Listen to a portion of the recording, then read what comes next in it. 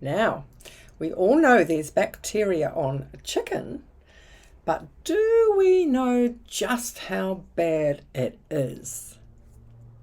Intro. Hi, Fee here, the healthy vegan author and creator of the Gold Card Vegan Resource website.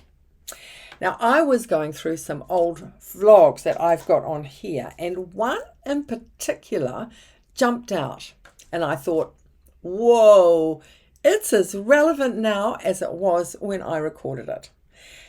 Plus, it's funny. Well, I thought so at the time, and I still do. I'm talking about the content, what I actually said in it. Anywho, I thought I would repost the best part of it now. It was called Bacteria on Chicken. I won't say any more. Let's have a listen. So, the Department of Bacteriology, Medical School, University of Bristol in England. Now, they did a research to find out the flow of microorganisms from animals to humans. Okay, that was what they did the research on.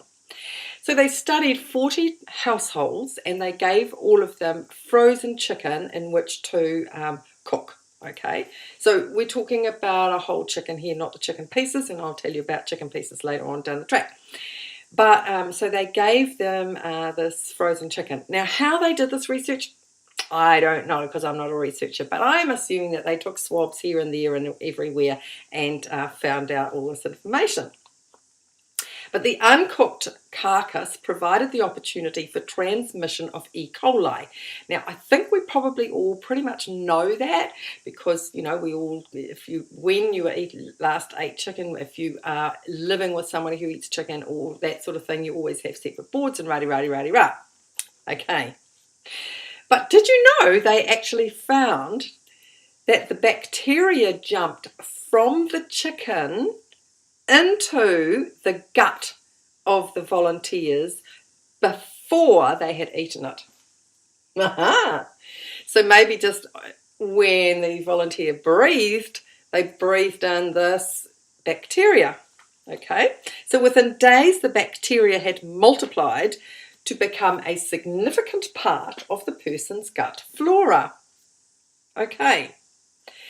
So now don't worry about that too much because rotten bacteria only lasts in the gut about 10 days and then the good bacteria come along and get rid of it. So it's like, you know, the bad bacteria have a party and then 10 days later the good bacteria say, no, go home, go get out of here. All right.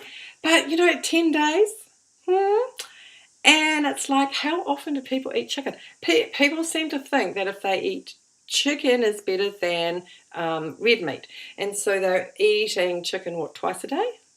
Sorry, not twice a day. Could be twice a day, but twice a week, maybe. You know, it's like people have. I'm sure it's more than once every 10 days that people are eating chicken or cooking it, right? So even if you follow, this is another thing that they discovered, that even if you follow the safe handling, which is, you know, we talked about before, about the boards and, you know, all that sort of stuff. But they found that even spraying all the surfaces with diluted bleach, they still found fecal bacteria left behind. Now, that's kind of like salmonella, that sort of stuff, right? And there were more fecal bacteria in the kitchen sink than what there was on the toilet seat. So, yeah. Okay, but don't you worry about a thing because the meat industry are onto it. Can't go past them, can't have something sneaky like this happening, all right? So the FDA has given approval for a bacteria-eating virus. Now, shall I run that past you again? The FDA have given approval for a bacteria-eating virus to be sprayed onto the meat. Okay? Oh, and by the way, it won't be labelled. They don't have to label it. Cool, eh? Scary. But that's not all. The meat industry have also discovered have come up with the bright idea that they can use maggots. That they can put maggots onto the flesh, and that will eat up the bacteria, and then they just take the maggots off and put it out for sale. Don't worry, that hasn't got approval yet. But anything's possible. We're talking money here, we're talking big business. So, the other thing that I wanted to tell you, when we go back to the chicken pieces, right? So did you know that the research has shown that there is more bacteria sitting on the outside of the chicken pieces packet? So when you lean in to get the packet of chicken pieces from the meat section in the supermarket, there is more of this rotten, horrible bacteria on the outside than what there is on the inside on the chicken itself. So that's a scary thought, isn't it? Personally, I try to remember, I don't always do it, but I do try to remember to take the wipes, you know, the antibacterial wipes, and actually wipe down the thing of the trolley, the handle of the trolley, before I go around the supermarket. I don't always think of it, but I do it when I can, because not only for the people who are handling the chicken, because I think, well, they've gone and then they've got the chicken, put it in their trolley, and then what have they done? Put their hands onto the trolley to push the trolley along. So because I don't eat chicken, I don't really want these bacteria hanging around me. Thank you very much. But in saying that, there's also people with colds and flus and all sorts of other things that go into the supermarket.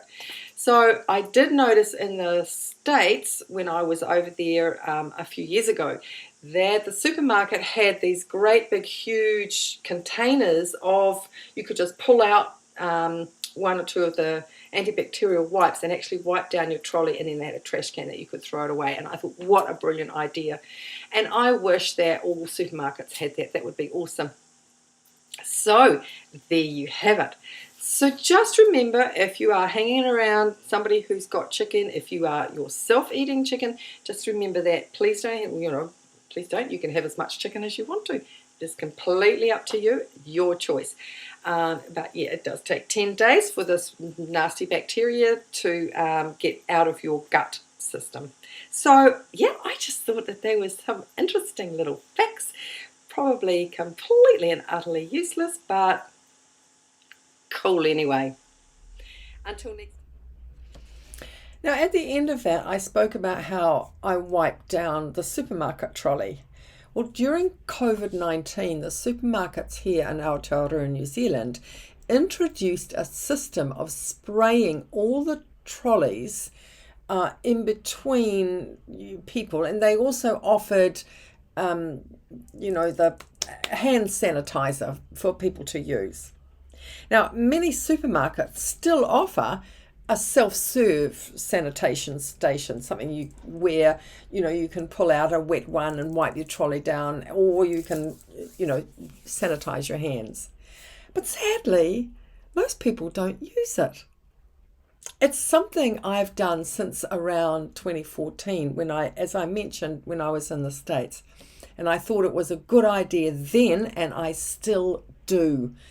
Not only for chicken bacteria or COVID, but just the common cold and other nasties that get left behind on trolley handles. So, if your supermarket doesn't offer it, maybe that's something that you could suggest. They just need to have a hand sanitizer station, or some paper towels or something like that you can wipe your trolley down, or take your own. That's it for today. Thank you so much for watching, and if you got something from this video, please share it, give it a thumbs up, and subscribe, clicking the notification bell so you don't miss the next one. Remember to have great food. Make it whole plant-based and be compassionate to all animals, including humans. Bye-bye for now.